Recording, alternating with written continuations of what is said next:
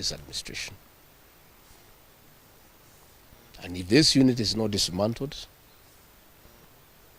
we'll be giving the name of the building and the full names of that officer and his cousin in this administration. And these people are not answerable to the Inspector General of Police. Your guess is as good as mine as to who is the commander of that unit. Let me emphasize that killing our children will not quell the anger of the Kenyan people. People are very angry with this administration.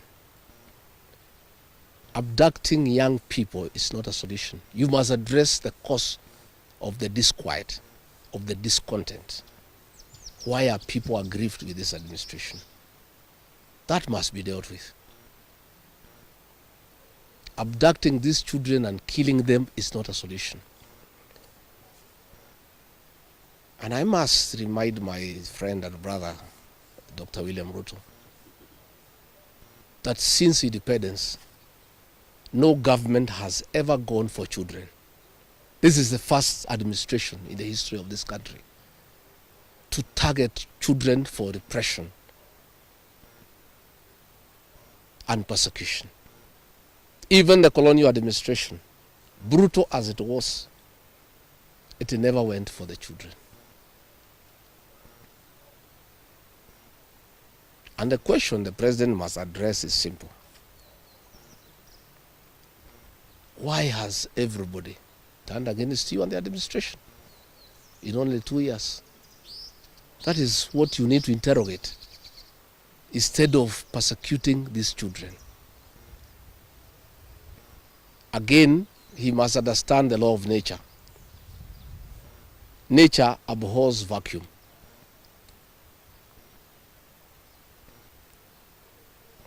When you swallow the opposition and there is nobody to hold you to account,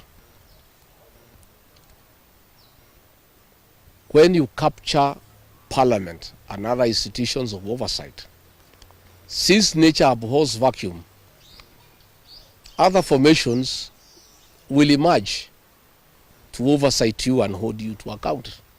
And that is how the church has come up to hold the government to account.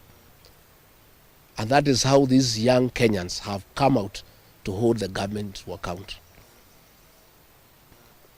In the unfortunate event that these children were to be muzzled and silenced through death and abductions and other extrajudicial methods of silencing dissent, some new formations will also come up to hold the government in check because nature abhors vacuum.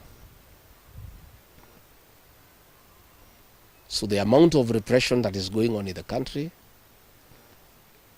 is unparalleled, it is unprecedented, and it needs to come to an end. I have just learned we have a prayer meeting in Shamata Ward in Nyandarua tomorrow. We have a farm. The residents of that ward normally meets once in a year for prayers to close the year. We have prayers tomorrow.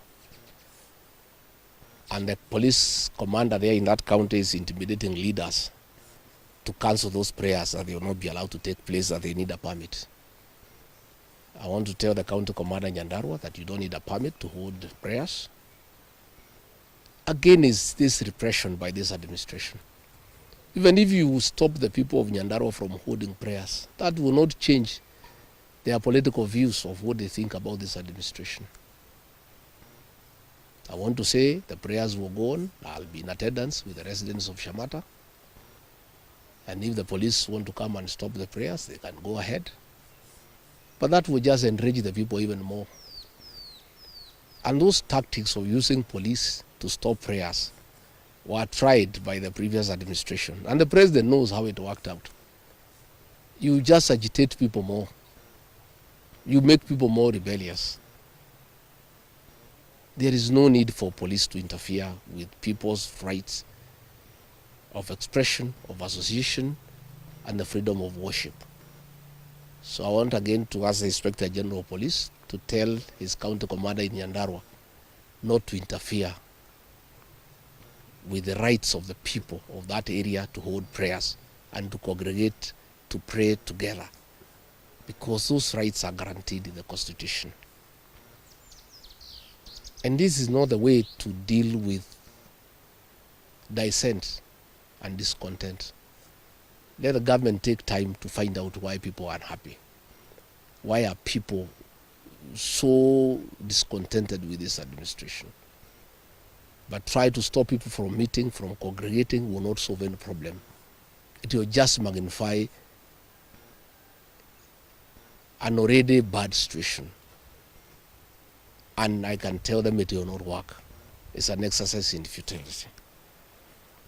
So good people, I just wanted to make those remarks about abductions, and I can answer one or two questions if there is.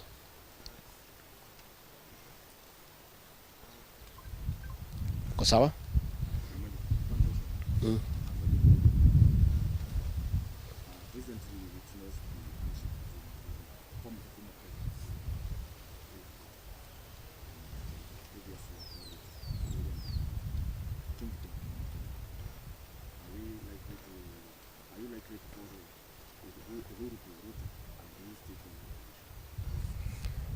I don't know whether Uhuru is going to Ruto. I don't have such information.